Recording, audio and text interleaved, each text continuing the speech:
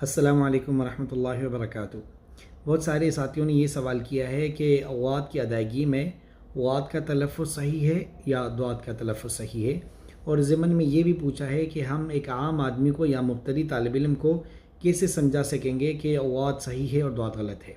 تو مختصراً یہ سمجھ لیں کہ اواد کے مخرج کے بارے میں پوری امت کا اتفاق ہے کہ اواد کا جو مخرج ہے وہ حافۃ اللسان مع الضراس العلیٰ، یعنی زبان کی کروٹ جب اوپر کے داڑوں سے لگے، چاہے وہ داہنی طرف سے ہو یا بائیں طرف سے ہو۔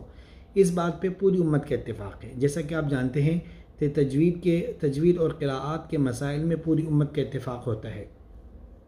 تو ایک بات یہ سمجھ لیں کہ اس کے مخرج میں پوری امت کے علماء کا اتفاق ہے، چاہے وہ کسی بھی مکتب فکر سے ہو، کہ اس کا جو مخرج ہے وہ زبان کی کروٹ اور اوپر کے داڑوں کی جڑ، اوپر کی داڑیں اور اس کا اور ان کی جڑ، چاہے وہ داہنی طرف سے ہو چاہے بائیں طرف سے ہو۔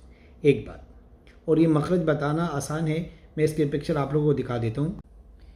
دیکھیں زبان کا یہ جو حصہ ہے، یہ گرین والا ہرا والا حصہ، یہ حافہ ہے، چاہے داہنی طرف سے ہو چاہے بائیں طرف سے ہو، یعنی چاہے رائٹ سائڈ ہو چاہے لیفٹ سائڈ ہو، اور یہ اوپر کی داڑیں ہیں۔ تو اس میں جو گرین حصہ ہے یہ والا یا یہ والا، چاہے لیفٹ سائڈ ہو چاہے رائٹ سائڈ ہو، تو اس سے جب لگے گا تو واد ادا ہوگا۔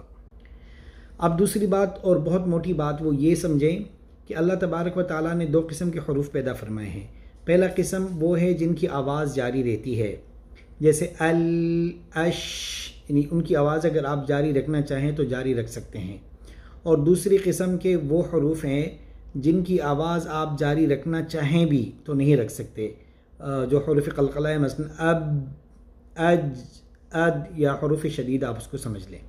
تو جن حروفوں کی آواز جاری رہتی ہے تجوید کی اصطلاح میں ان کو حروف رخویہ کہتے ہیں، اور جن حرفوں کی آواز جاری نہیں رہتی تجوید کی اصطلاح میں ان کو حروف شدیدہ کہتے ہیں۔ بہرحال اصطلاحات آپ لوگ سائڈ پہ کر دیں، لیکن اتنا آپ ہر آدمی کو سمجھا سکتے ہیں کہ دیکھیں ان حرفوں میں آواز جاری رہتی ہے اور ان حرفوں میں آواز جاری نہیں رہتی۔ تو واد ان حرفوں میں ہے جن کی آواز جاری رہتی ہے، ان حرفوں میں ہرگز نہیں ہے جن کی آواز جاری نہیں رہتی۔ اب یہ دو باتیں آپ کسی بھی عام آدمی کے سامنے رکھیں کہ آپ نے واد کی ادائیگی میں زبان کی کروٹ لگانی ہے داڑوں سے، سامنے زبان نہیں لگانی، یعنی زبان کا جو سامنے والا حصہ ہے، نوک جو ہے وہ سامنے نہیں لگانا، سامنے کے دانتوں پہ یا ان کی جڑوں پہ نہیں لگانا، نمبر ایک۔ نمبر دو، اس کی آواز جاری رکھنی ہے۔